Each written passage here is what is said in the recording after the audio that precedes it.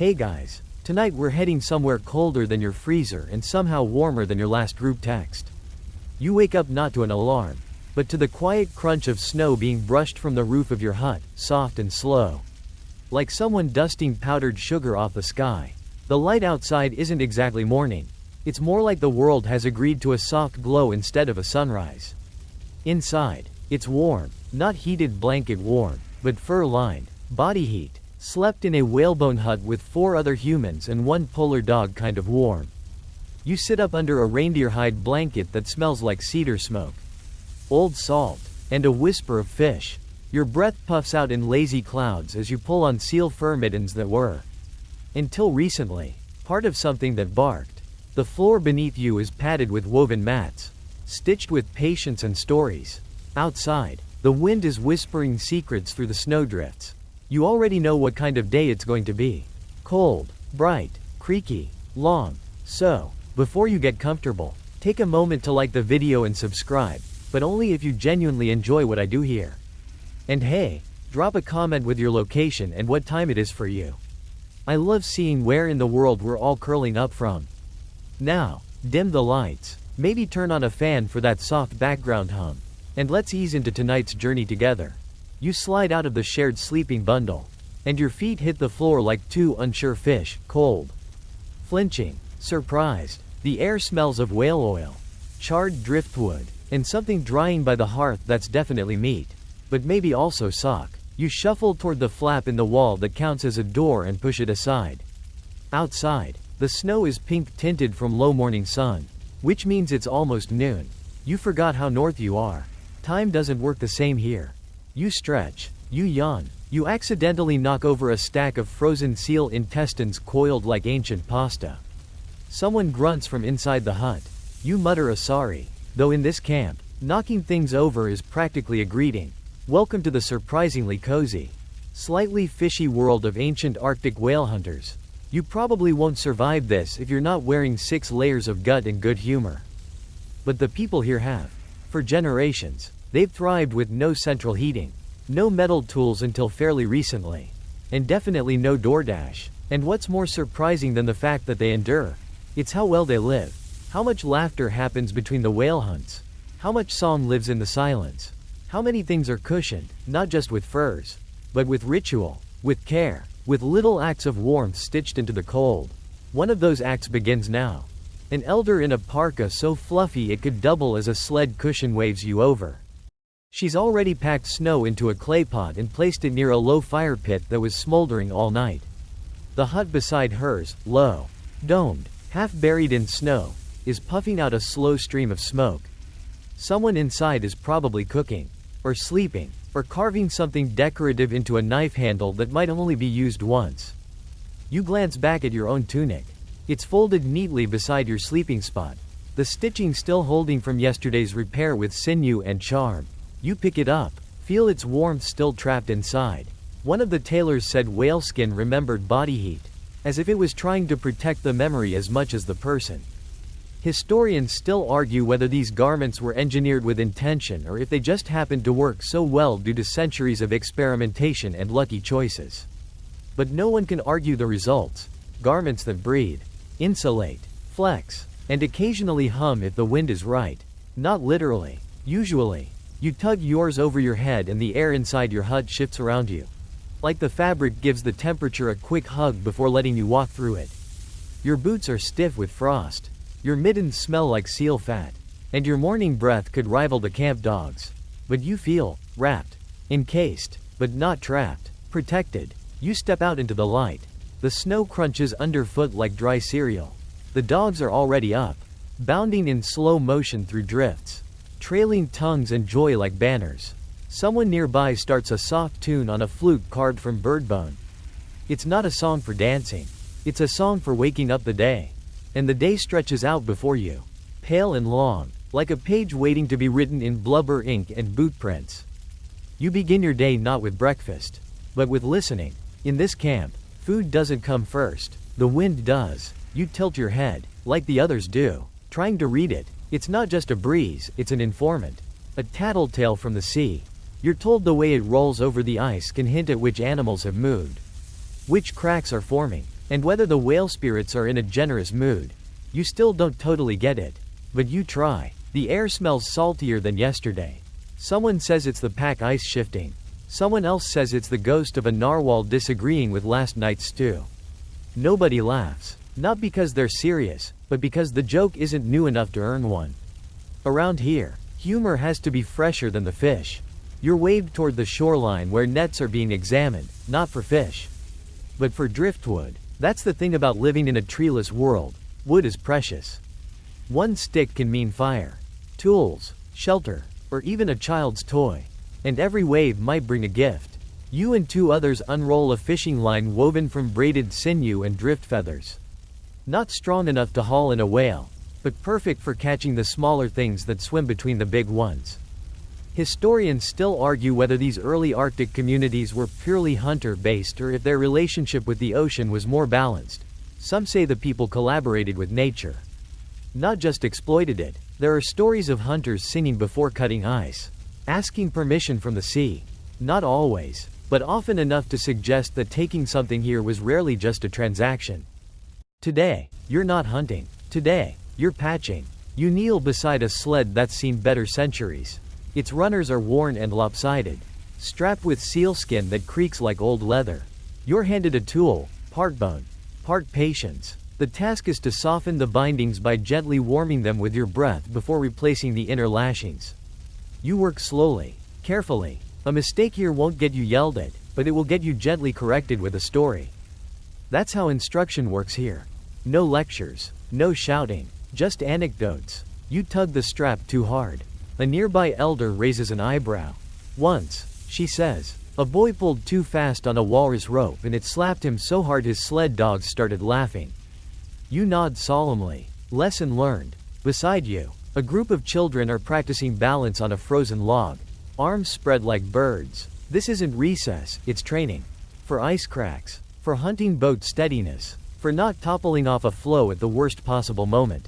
One slips. The others laugh and help him up without a word. You love how failure isn't dramatic here. It's folded in, expected, just a necessary layer in a long, insulated learning curve. Later, you're handed a bundle of something warm and squishy, fermented bird skin stuffed with moss. Slippers, someone says, temporary, they're for the dance later. Yes, there's dancing. Yes, in slippers made from birds. Try not to look so surprised. A man walks past carrying a snow knife longer than your arm, humming a tune older than most maps. His parka is decorated with bits of shell and ivory, nothing flashy. Just enough to jingle when he turns too quickly. You ask what the shells mean. He shrugs. They like music. Do they? Who knows? What you do know is that everyone here seems to share a secret understanding of comfort, not as luxury, but as layering. Layers of warmth, of silence, of work done slowly and stitched together with routine. It's not cozy in the Pinterest sense. It's cozy in the survival sense. And somehow, even cozier for it, you sit for a moment on a bundled tarp of sealskin and snowgrass, watching a woman scrape something clean with a curved blade made from caribou antler. You don't ask what it is. It might be food. It might be shoes. It might be yesterday's mittens being reincarnated as tomorrow's hat. Here, nothing dies. Everything reincarnates with just enough stitching and salt. Your hands ache from the cold, but the ache is familiar now, like a chorus that's always humming under the melody of your thoughts. It's the song of this place, not warm, but warming, not still, but steadied, not easy, but eased. And then comes the call, a soft ululating sound from somewhere deeper in camp. It's the signal for midday food, not lunch. There's no real concept of meals in the clocked sense, but the moment when enough bodies have moved enough snow to justify soup. You join the others in the shared hut. Someone hands you a carved wooden bowl. The broth is rich and fatty, flecked with greenish herbs you didn't know could grow in this climate. Someone claims they were traded from a camp hundreds of miles away. Someone else insists they're just boiled lichen. You don't care. It's delicious. And warm. And, as with everything here, shared. The warmth of the soup lingers long after the bowl is empty.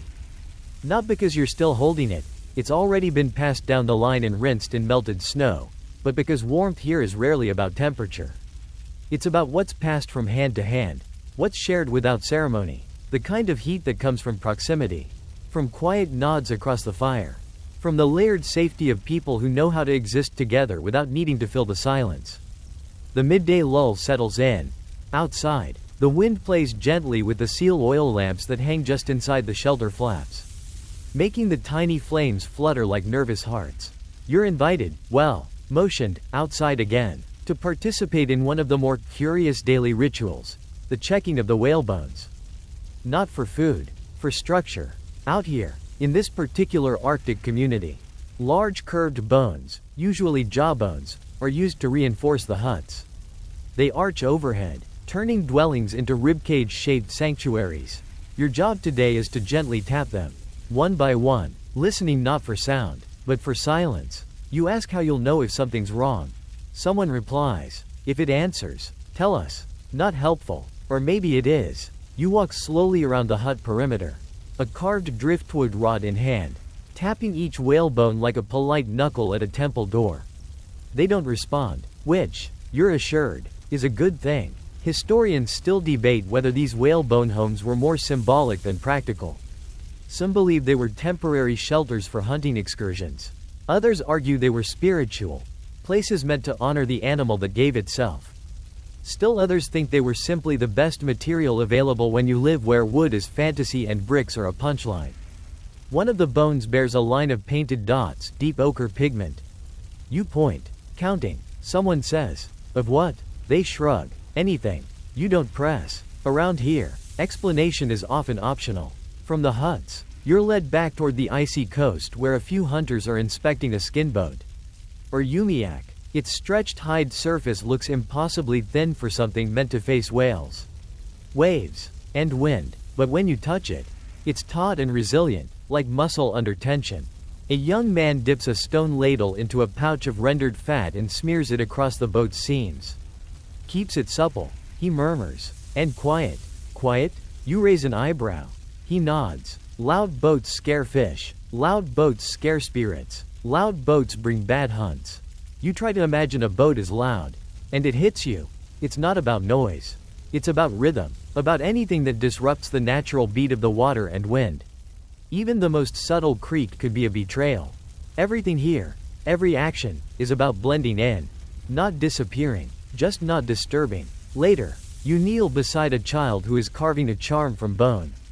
It's tiny, smaller than your thumb, and shaped like a spiral. You ask what it's for. He says it helps his mother sleep. You laugh softly. What does it do? He shrugs. It remembers her dreams for her. You don't laugh after that. Instead, you help gather moss to line the sleeping shelves, thick layers of it, dried and warmed over stones, then fluffed with caribou hair.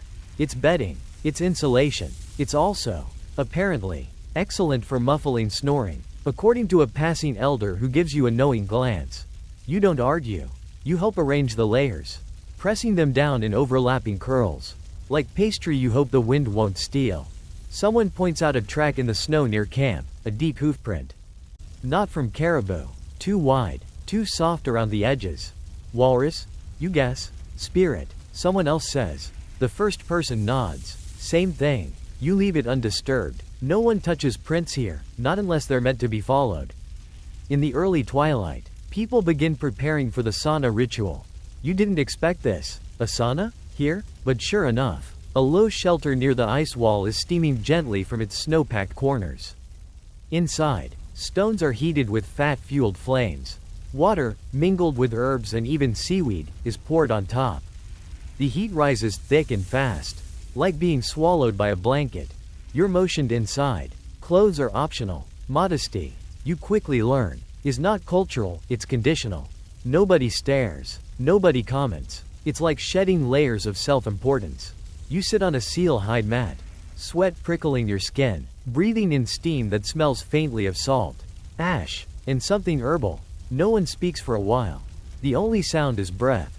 Then, someone begins humming. A lullaby, maybe, or a hunting chant. It doesn't matter. You lean your head back. Let the heat soften your thoughts. Let the damp quiet slide behind your eyes like a fogged window.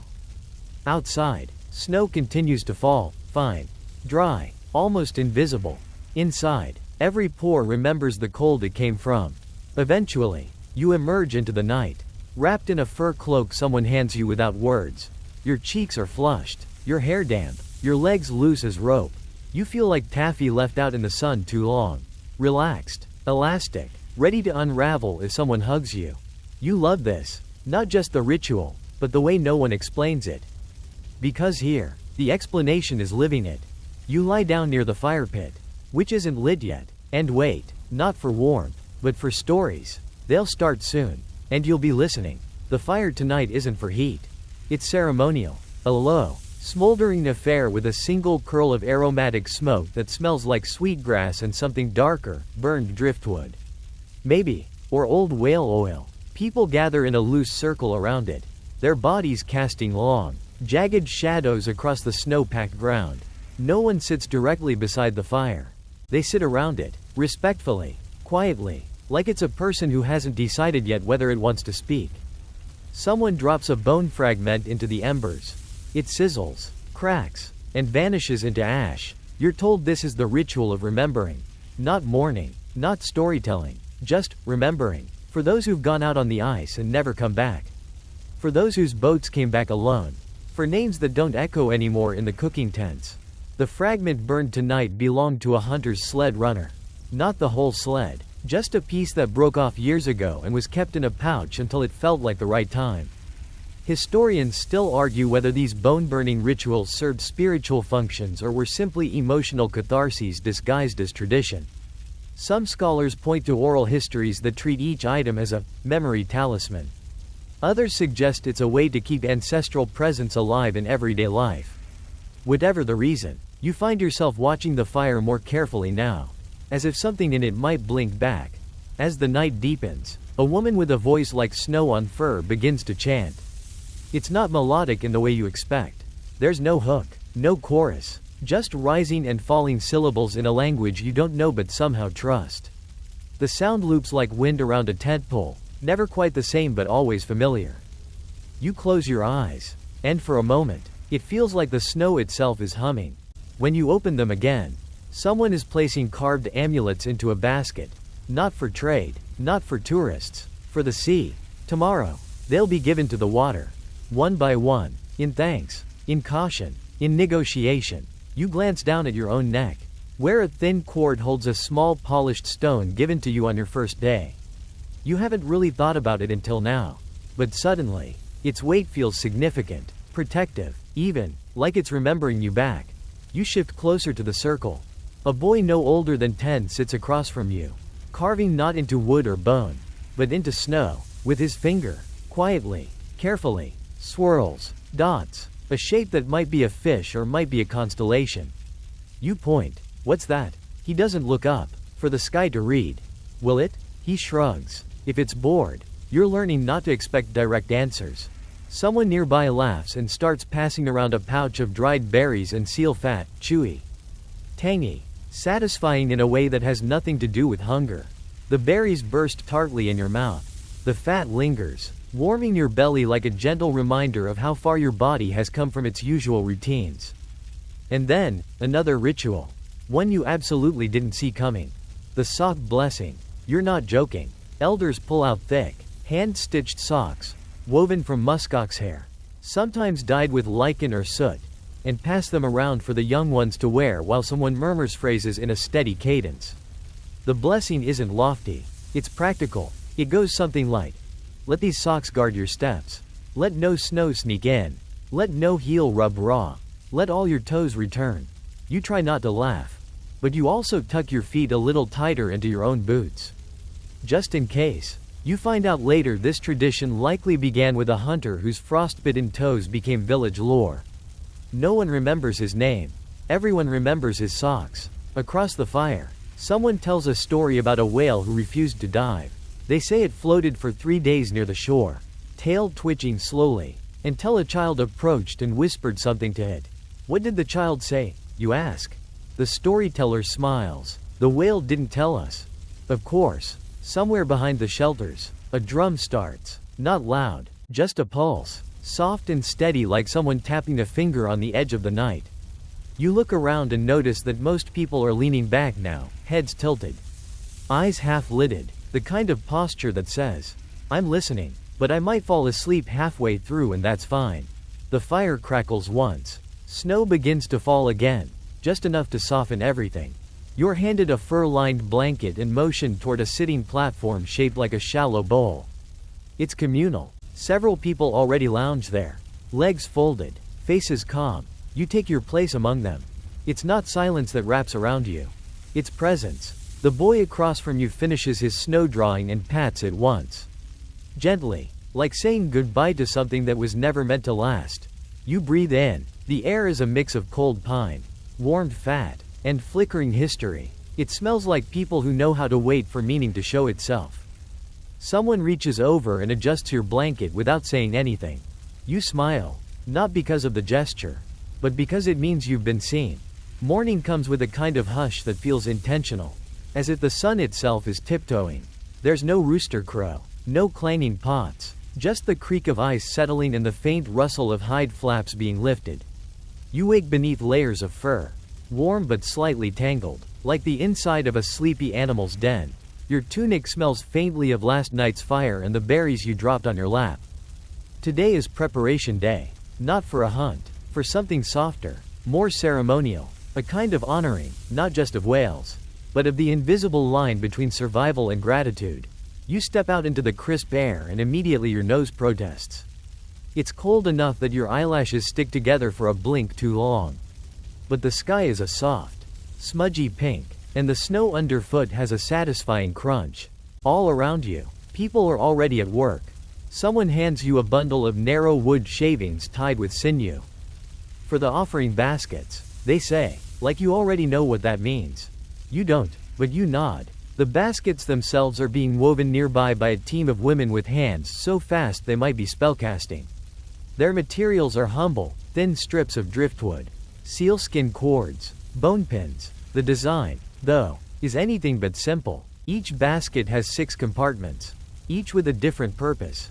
One for fat, one for fish, one for berries, one for blubber, one for charms, and one, inexplicably, for wind. Wind, you ask? A woman shrugs. Some gifts don't stay still. Fair enough. You're put to work scraping seal fat into little curls with a bone blade. It's oddly satisfying, like making soap roses. Each curl is placed delicately into the fat section of a basket, nestled beside strips of dried kelp and a folded charm shaped like a puffin.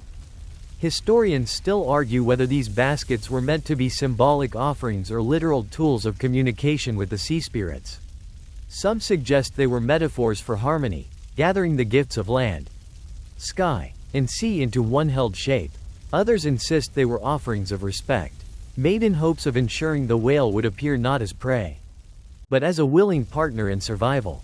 You don't know which version is true, but the way everyone handles the baskets, carefully, reverently, makes you lean toward the latter. At midday, the youngest children gather around an elder who holds an impossibly soft drum made of stretched walrus hide. She doesn't play it with sticks. She plays it with snow. Small scoops of powdery snow tossed gently onto the surface, creating the most delicate hiss-whump you've ever heard. This, she says, is what the whale hears under the ice. Someone nearby mutters, if it's in the mood to listen. Later, you're handed a thick, stiffened mask carved from driftwood and whalebone. It's not meant to be worn on the face. It hangs around the neck like a statement necklace from another reality. Its eye holes are symbolic, and its carved lines mimic ocean currents. You're told to hold it against your chest when walking toward the water. The idea is to let the ocean recognize you. Otherwise, someone jokes, it might think you're a seagull and ignore you completely. You find out quickly that humor is a kind of glue here. A way to stitch past to present without everything falling apart. The wind kicks up in the afternoon. Not hard, just insistent. It blows across the compound, spinning flakes in tight little whirlwinds that dart between shelters like curious children. You catch one on your tongue. It tastes like nothing and everything, like cold and old air. Like cloud memory. Someone hands you a scarf and ties it with a knot you don't recognize. That's a weather promise, they say. Means the storm will wait. Does it? They grin. Sometimes. You help carry the finished offering baskets toward the edge of the sea. The path is hard-packed, winding between snowbanks tall enough to hide behind. People don't walk in silence. Exactly. But the chatter is muted, soft-footed. Like a procession. At the water's edge, ice creaks ominously but holds. A natural platform of frozen sea reaches out just far enough to be sacred. One by one, baskets are set down on the ice and pushed gently outward, where the current begins to draw them away. You watch yours spin slowly in place for a moment, caught in a swirl of eddying water, before it finally drifts forward like it has somewhere to be. Someone beside you exhales deeply and says, "Now it begins." What does? The waiting. Ah, that again. Waiting, here, is a communal act, not idle, not impatient. It's more like a group meditation, done while whittling, stitching, mending, watching for clouds. That night, as the sky goes purple and the first stars peek through a gauze of slow-falling snow, someone places a finished whalebone comb into your hands. It's warm from their touch, carved with spirals and dots and a small fish at the end. For your dreams, they say. You run your fingers along its edges and feel the tiniest hum, like the echo of a story you haven't heard yet. When you return to your shelter, the wind is still waiting, just outside, not quite ready to speak, but very ready to listen. You wake slowly, the fur blanket tangled at your knees, your nose pressed against the hide wall of the shelter. The world outside has muffled itself overnight in fresh snow. Even the goats, yes, those goats again, are uncharacteristically quiet. That kind of silence always means something is coming. You sit up and feel the stiffness in your shoulders from yesterday's carrying, scraping, fretting, and not enough stretching. Your tunic has molded slightly to your side, the way old coats hold the shape of previous wearers. There's a curl in its hem now, as if it too slept and dreamed and woke up change. You step outside and the world hits you with brightness. Everything is glowing white, not from sunlight, there's very little of that today, but from the sheer bounce of light off snow. It's like walking inside a pearl. Today is the practice, not a rehearsal. Exactly, but a gathering of movements. You're told that before any hunt, before any song is sung or spear is carved, the people of this community gather to move through what they call the gestures of gratitude. These aren't sacred dances, and they aren't competitive. They're like shared muscle memory, each person offering the motions they would give to the whale if it were already here. You stand with a group near the edge of the compound. One elder takes the lead, raising a hand high above her head, fingers spread like antlers. She brings it down slowly in a wide arc, as though slicing the horizon. The others mirror her, and you follow. It feels silly at first, like interpretive dance in lawn underwear. But as you move, left, right, bow, rise, you realize the rhythm is steadying. Your breath sinks with the snow. Your limbs loosen. One of the youngest participants, a kid no taller than your belt, makes a mistake. Forgets a step, giggles wildly, then makes it again, this time with a tiny flourish. No one corrects him. Someone claps instead. That's the energy here. Generous, adaptive, slightly goofy. Historians still argue whether these pre-hunt gestures were religious offerings, stress relief routines, or just ways to stay warm without admitting you were freezing. Some anthropologists refer to them as ritualized empathy, suggesting they were ways of embodying a connection to the animal, the ocean, and the entire landscape before the high stakes of the hunt even began. Others claim the movements are ancient reminders that whale hunting was never about domination, it was about relationship. After an hour, you've done so many slow motion waves and hip sways you feel like seaweed. Someone tosses you a warmed pouch of fish broth. You cradle it in your hands like a sacred relic. It smells amazing, salty, fishy, with a hint of something herbal you can't quite place.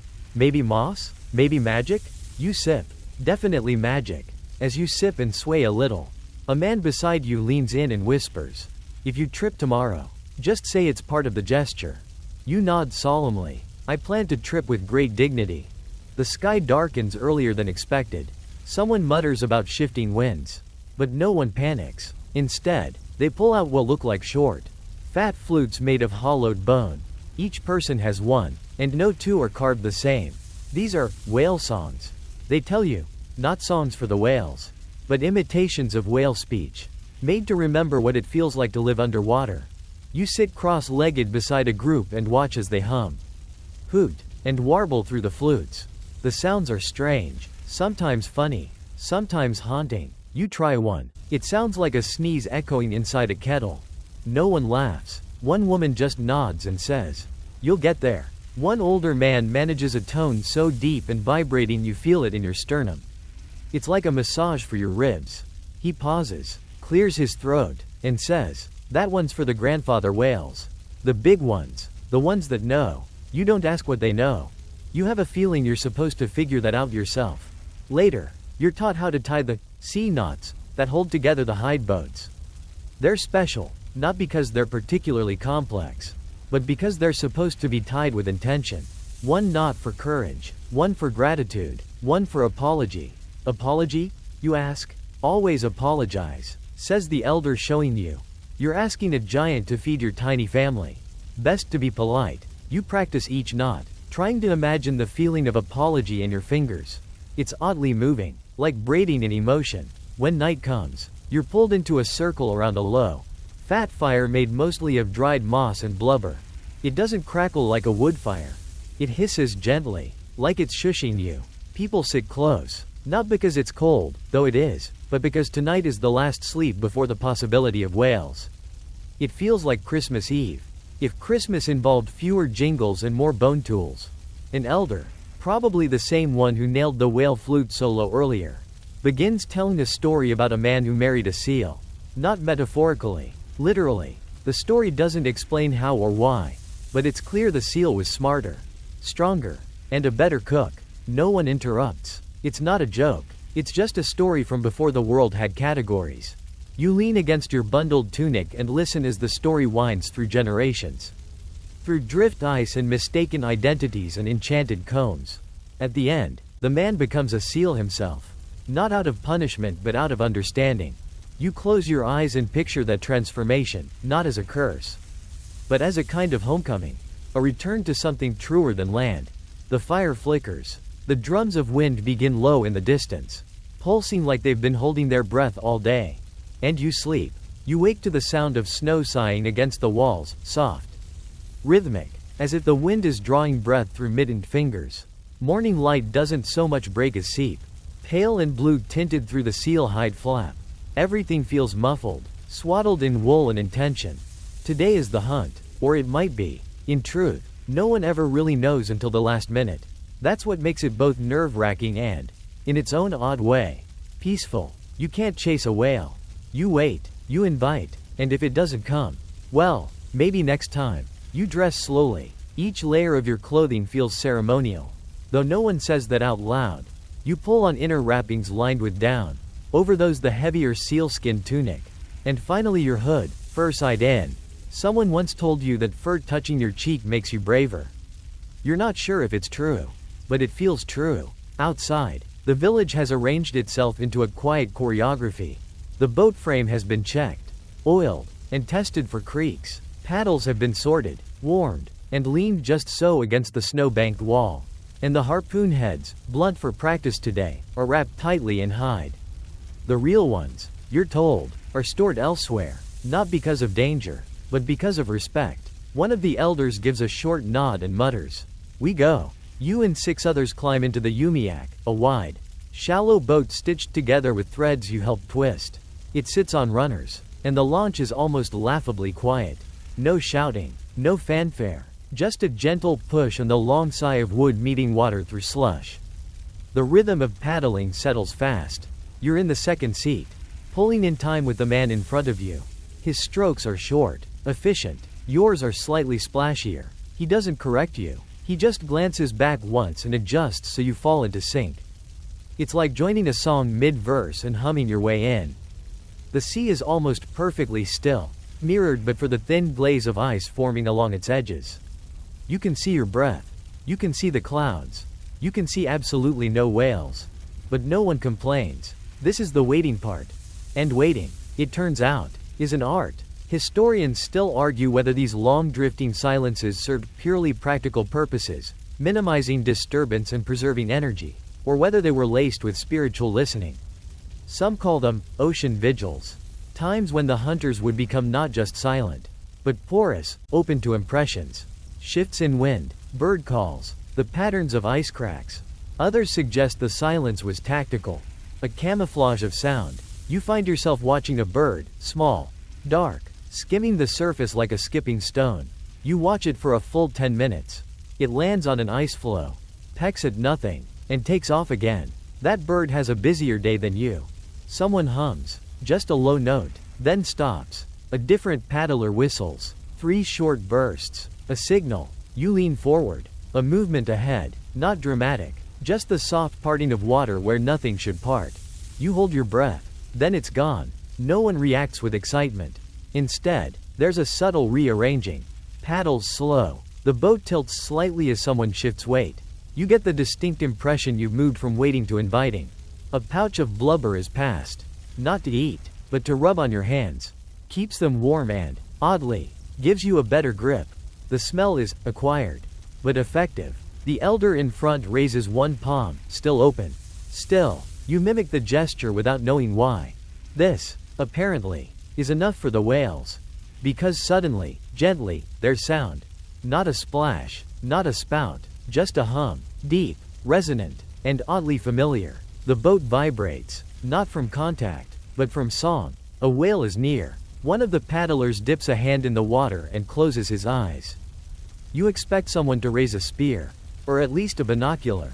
But nothing happens. Instead, the boat sits and listens. This is not the day for the hunt. This is the day for presence.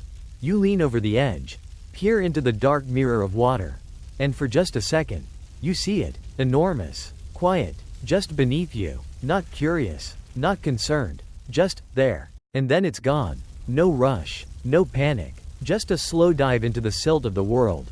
No one speaks on the way back. The paddles move as if they've done this for centuries. Maybe they have. Back on shore, you help lift the umiak to its cradle.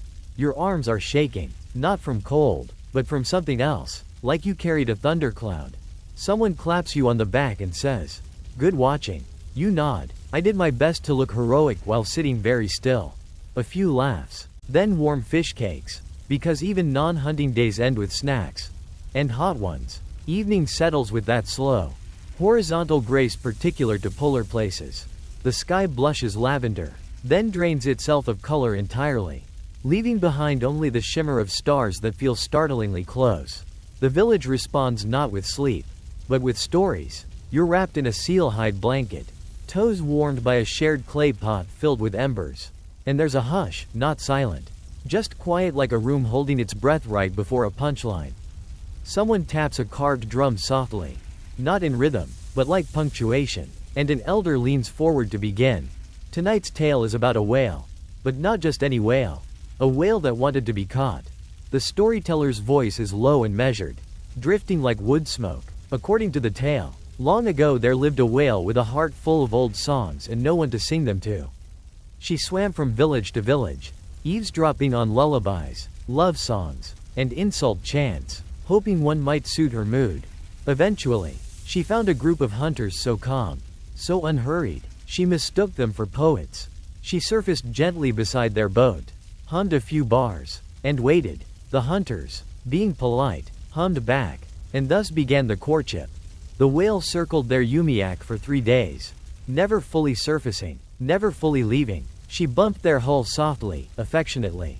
She once brought them a seal carcass, which they politely declined. Finally, realizing they weren't getting the message, she breached dramatically right in front of the boat and flopped on her side like a giant, needy housecat. The hunters, realizing this was not typical whale behavior, returned to shore and built a dance for her, one involving ankle bells, long oars, and the world's slowest somersaults. The next day, the whale appeared wearing seaweed. As the elder says this, someone to your left gasps in mock surprise. Scandalous. A giggle spreads like frost over glass. No one finishes the story, not really. Because, as one grandmother chimes in, any tale with a seaweed finale belongs to the listeners now.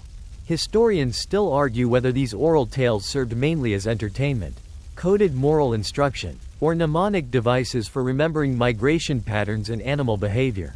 Some anthropologists suggest that embedding environmental knowledge in jokes and metaphors made it easier to pass down without sounding like a weather report.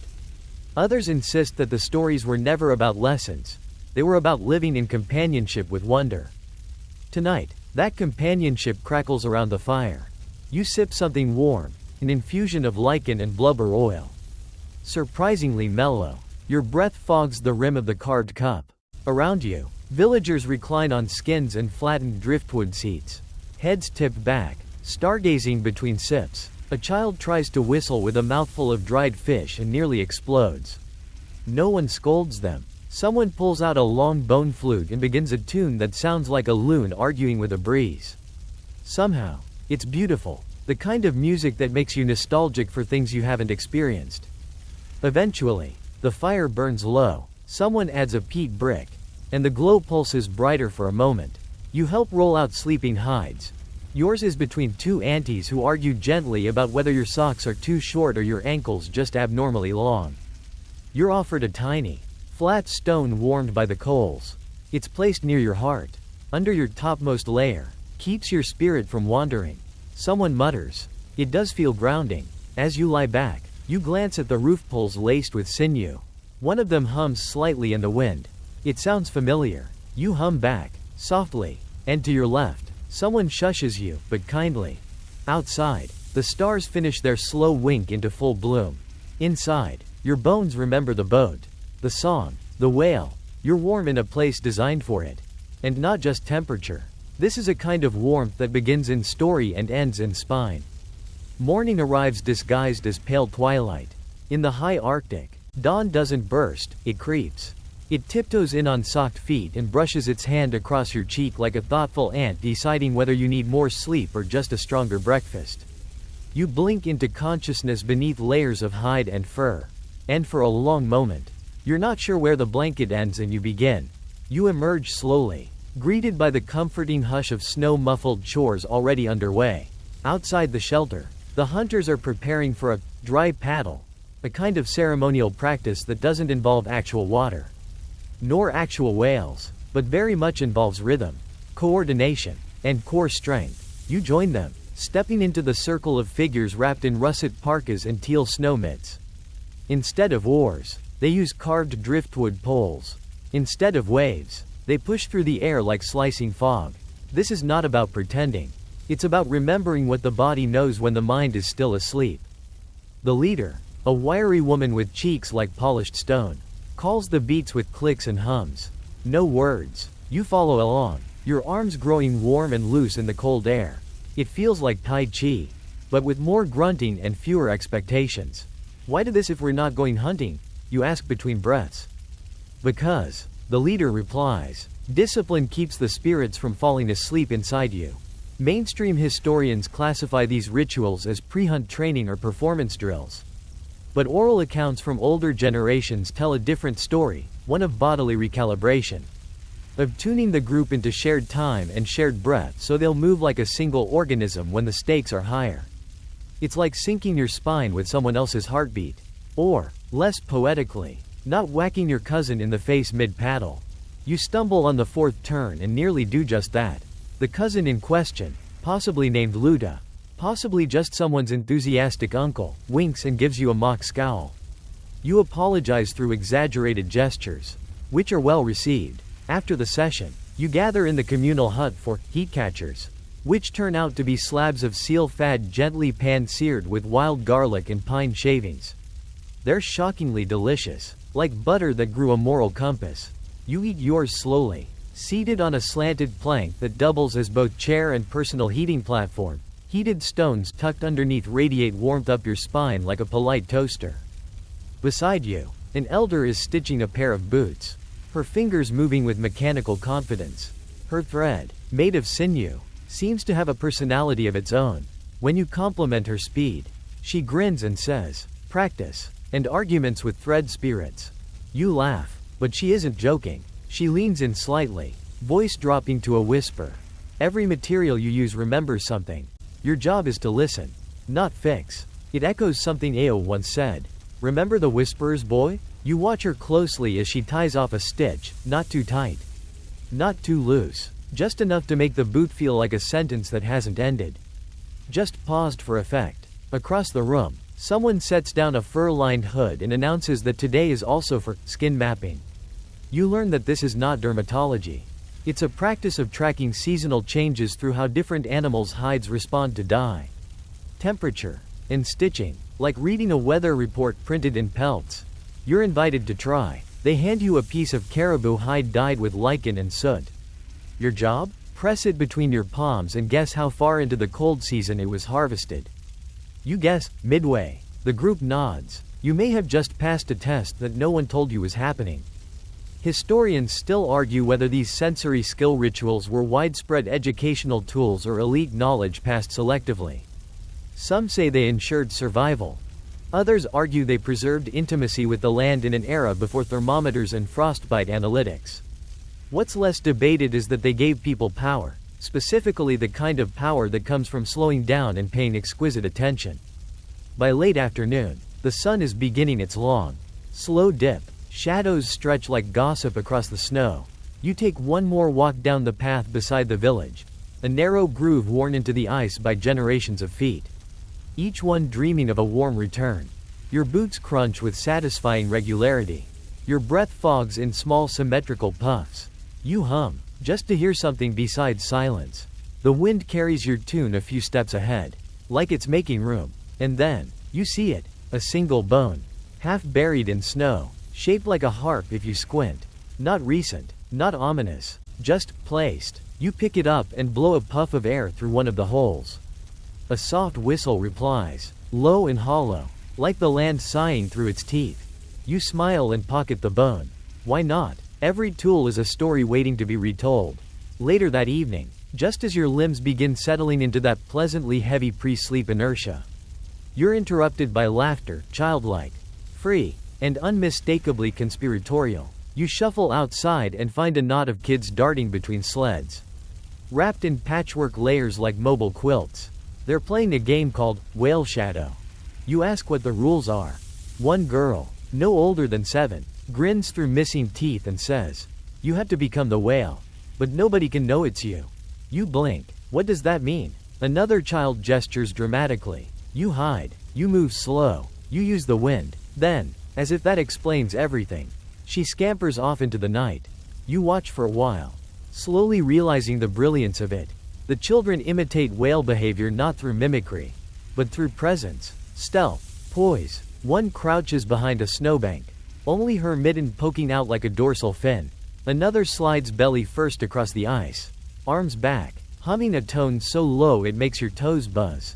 They're learning, and not just about whales, but about stillness, silence, observation. You realize that while the adults teach through tradition and ritual, the children teach through play, and both paths lead to the same understanding. You don't control nature. You join it. A boy approaches with something wrapped in sealskin. "For you," he says. Inside is a carved toggle shaped like a whale fluke. It's warm, somehow, like it's been waiting. "Thanks," you say. "Now you're harder to spot." He adds, then vanishes into the dark like mist on a black drumhead. Mainstream historians categorize these children's games as social bonding tools or early-stage cognitive development. But oral histories insist they're far more. Many communities believe that games like Whale Shadow prepare the body to recognize patterns, read currents, and even anticipate whale migrations, not through intellect, but through deep, habitual knowing. Some anthropologists call it environmental fluency. Others just call it magic. You stay to watch for a while longer. One child pauses, eyes closed, arms spread, rocking gently like a kelp frond in a tide she can't see but clearly feels. Then, when the moment's right, she vanishes into a snowdrift like she was never there at all. Eventually, you're ushered inside for the last ritual of the day, seal lamp circle. In the center of the room, a wide, shallow bowl of soapstone glows with steady flame, fed by rendered fat. Steadied with braided moss, everyone gathers around, each with a small object in hand. One by one, people step forward and offer their item to the fire, not to burn, but to warm. A carved bead, a strip of fur, a needle. It's not offering, it's remembering. You're handed a twist of sinew dyed with lichen and fish scales.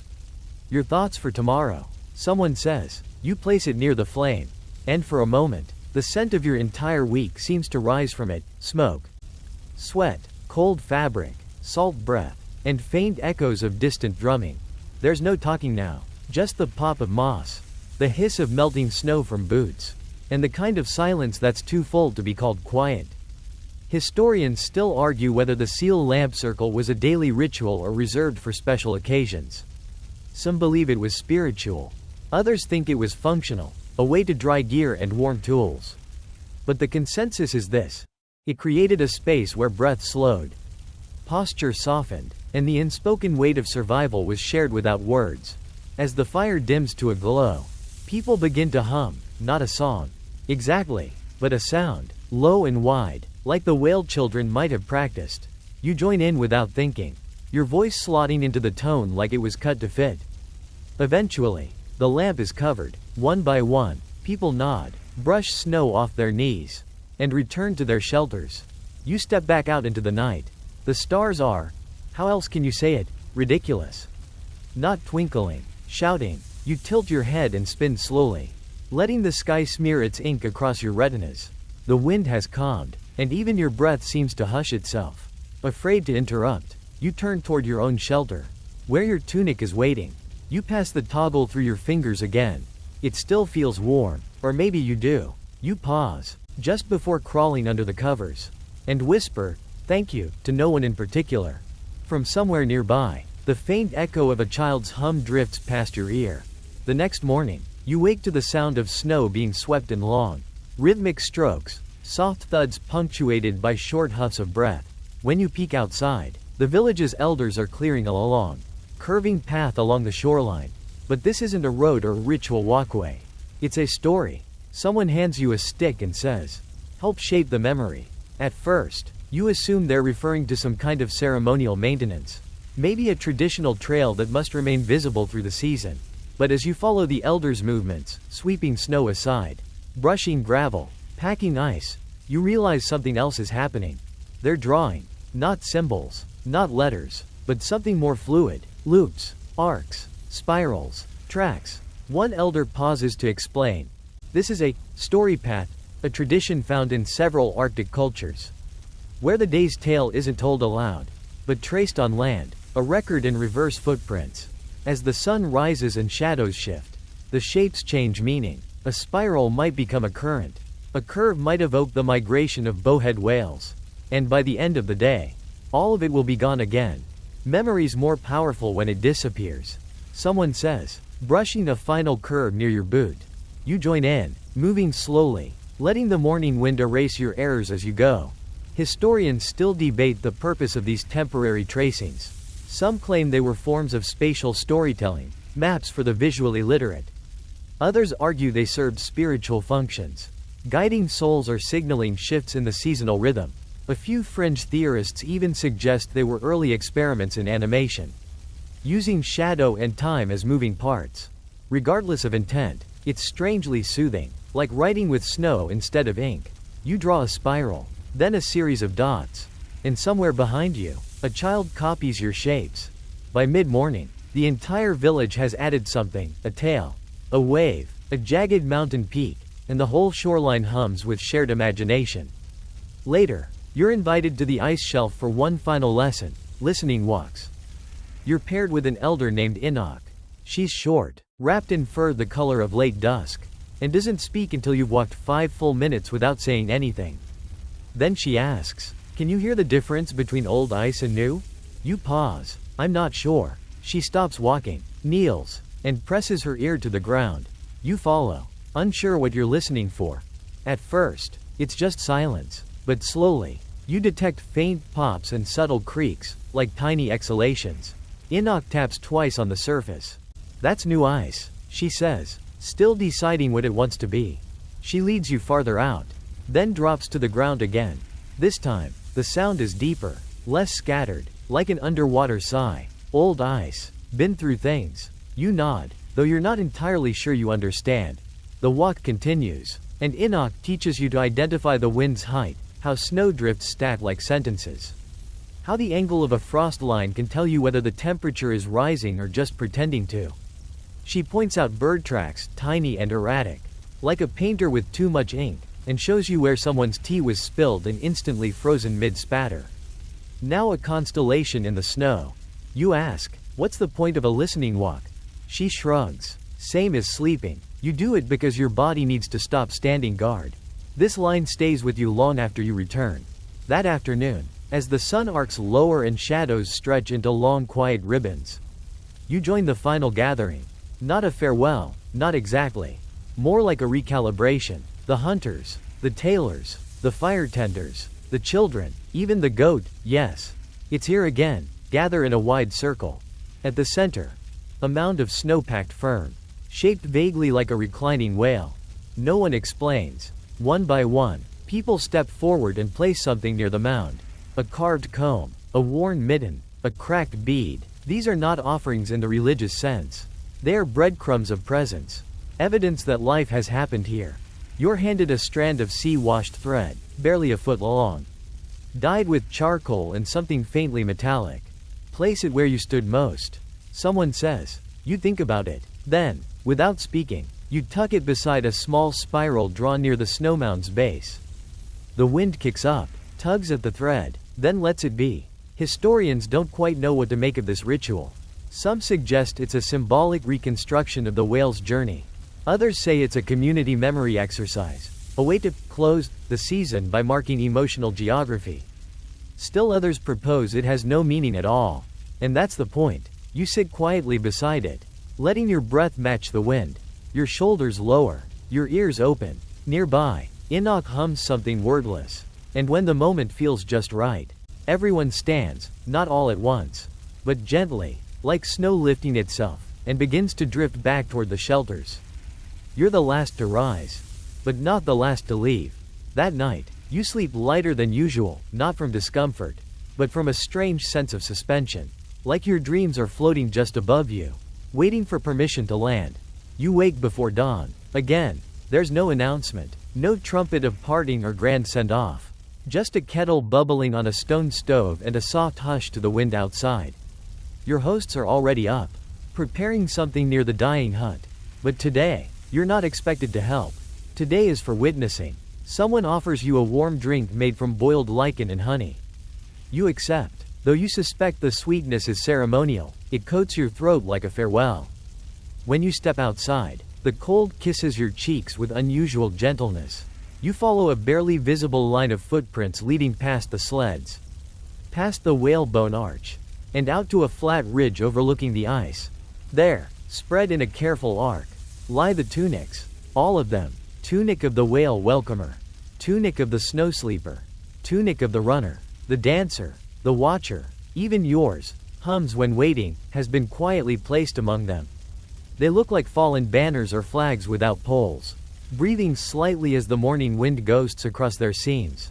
It's a ritual you haven't seen before. You're not sure if it's for the cloth, the people, or the land, maybe all three. One of the elders begins a slow circling walk around the tunics. Others follow, forming a quiet, lopsided spiral. No one speaks, they just walk. Some touch the edges of the garments with a gloved hand. Others carry small pouches of snow dust and scatter it gently along the hems. You fall into step. Around the third rotation, you notice something new. Certain tunics have been marked overnight. A shell here, a new stitch there, a faint line of pigment, like it was kissed by a brush made of frost. You glance at yours. At first, it looks unchanged, but then, near the collar, you see it, a tiny loop of red thread stitched just above your name mark. It wasn't there yesterday.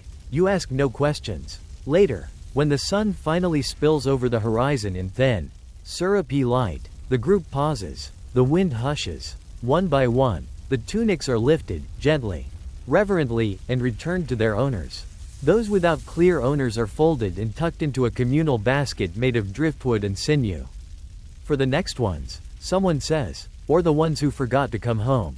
You fold yours carefully, running your thumb along the new red loop. It feels like a punctuation mark, not a full stop, maybe a semicolon. That afternoon, you help dismantle the temporary structures, the dye racks, the snow screens, the drying frames. It's not sad, just matter of fact, a place that knows it's meant to vanish and reappear in cycles. The goat gets in the way, of course. It tries to eat a sleeve. Someone shoos it off with a bundle of kelp. You laugh, out loud this time, and a child nearby mimics your voice. Then again, louder, until the laughter becomes a minor echo chorus. And just like that, the air shifts. Evening returns, pink-tinged and golden. like the final page of a worn book. As you pack your things, few as they are, you pause to open a small cloth pouch someone slipped into your belongings. Inside is a stitch, just a single one, not attached to anything, deep blue, looped in a perfect oval. A note is tucked beside it. For the place you haven't been yet. You fold it closed and press it to your chest. Then, you turn to the ice one last time. Not for goodbye, just to memorize how it breathes. The stars come early in these skies, blinking like old stories that don't mind being forgotten and found again. You lie down once more beside your tunic and listen for anything it might hum. A snowflake lands on your cheek. Then another. You smile. Somewhere nearby, Inuit sharpens a bone needle by firelight. Not because it's needed, but because it's a comfort to keep one tool always ready. And that night, you sleep deeply. No dreams, no questions, only stillness, and the faint sense that your armor, stitched from story and silence and salt, has finally softened enough to let the world in. You wake slowly this time. No flutes, no goat, no urgent call for boiling or stitching. Just the soft tick of frost forming on the inside of your nose and the quiet weight of your tunic beside you. Your breath curls upward in pale ribbons. Today, you'll begin the long walk back. Not through some grand departure gate, but by picking your way past the last bone fence, beyond the fur-draped walls, and into a world that, honestly, has no idea what kind of quiet has settled into your bones. Before you go, though, you're handed one final task. It's small, unceremonious. An elder passes you a flat, folded piece of fabric wrapped in whale hide and sealed with a button made from amber. Deliver this, she says, to someone who thinks they know everything. You blink. That's a wide pool. She shrugs. Trust the thread. It'll nudge you. So, you tuck the bundle inside your satchel and tighten the straps of your travel shoes, soft leather, lined with moss, not fashionable, extremely quiet. Your path takes you across snow-hard ground and ridged ice, where the wind whistles old gossip between drifts. You pass a tree, just one, gnarled and half-frozen, standing like a crooked sentry in the nothing. You nod to it, because it feels appropriate. Midway through the morning, you pause to sip warm broth from a pouch. And you notice something strange.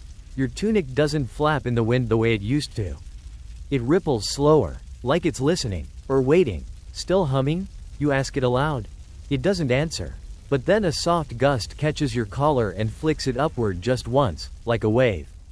Fair enough. By afternoon, the landscape flattens into something that's not quite land and not quite memory. You start to wonder if the path is repeating itself. You pass the same snow-wrapped rock twice. Or maybe it's twin. Then, ahead, just visible between two ridges, you spot a lone figure. They're crouched, peering into a half-frozen stream with the intensity of someone looking for lost time. Their clothes are mismatched, modern jacket, hand-woven scarf, boots held together by what appears to be cloth tape. But their hands, those are the hands of someone who's stitched. You approach slowly. They glance up, eyes sharp but not surprised. You from the ice camp? You nod. They hold out their palm. You blink. What? The thread sent you, right? I've been waiting. You fumble for the whale hide bundle and hand it over. They open it slowly, reverently. Inside is a strip of cloth, deep gray, embroidered with a single red loop. They trace it with their finger. Then smile. Good, I forgot this. You start to ask how one forgets part of their own armor. But the wind changes, and the moment softens. They roll the fabric into their sleeve and nod. Safe travels. Do you begin. But they're already walking away, whistling a tune with no name, kicking snow into perfect spirals behind them. That night, you stop near a fallen log, half buried in frost and moss, and unroll your tunic once more. You check the seams, the shoulder tuck, the red loop, the pocket whisper, all present, all unchanged. And then you notice a new stitch. Just one, tucked near the hem, where fabric meets air. It's a different color, sea glass green, and it hums when you press your thumb to it. Fine, you whisper. One more story. You fall asleep with your back to the log, the sky stretching like canvas above, your tunic draped across your chest like a blanket made of questions and sea wind. And far off in the dark, something howls, not in menace, but in memory, just enough to remind you that stories never end. They just wait. You wake to the sound of silence so absolute. It feels physical, like someone draped a quilt over the sky. No wind, no cracking ice, just the soft settling of snow on snow. Your tunic, still resting beside you, is coated in a delicate layer of frost that sparkles faintly like someone embroidered it with powdered stars. You shake it out gently and sling it back on. It fits better now, or maybe your shape has just changed in ways only quiet can sculpt. The journey resumes, but not with urgency, just steady steps, the kind that leave little mark and demand little from the ground. As you walk, you think back, not with drama or nostalgia, but with the kind of thoughtful peace that comes from having learned something without realizing when it happened. You remember the dancers in their absurd armor, spinning joy into every scene. You remember the boy with thread-wrapped fingers, coaxing whispers from cloth. You remember a goat, because of course you do, and the way it refused to take tailoring seriously. You laugh softly, which fogs your scarf. Around midday, you reach a small rise overlooking a frozen inlet. Below, figures move, tiny, bundled, rhythmic, a whale hunting camp, but smaller than yours, newer. You wonder if they've ever argued about the spiritual conductivity of fermented roots or sewn tunics with anti-mosquito thread just to spite an emperor. Probably not, but maybe someday. You sit on a snow-blanketed boulder, overlooking their smoke trail kitchens, their drying racks of fish and sinew, and you unroll a small scrap of cloth from your satchel.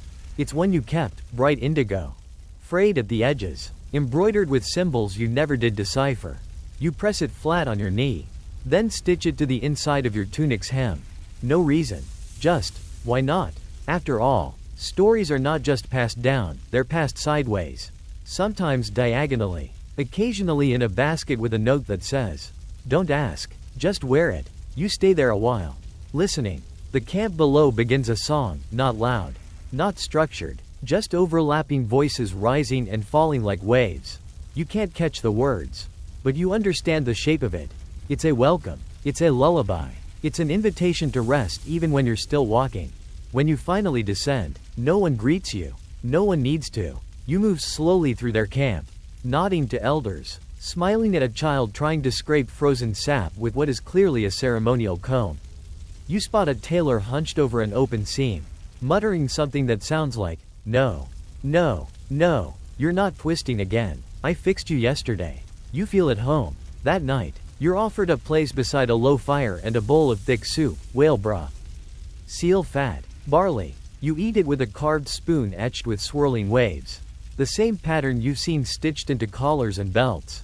The same one on your tunic's inside cuff. Coincidence? Maybe. Or maybe some designs just find their way home. Before bed, a young girl offers you a new thread. It's coarse, dyed black with soot and seal oil, and it smells faintly of ash and salt. This is the one you use when you want the wind to forget your name. She says. You accept it. You don't ask how she knows you needed it.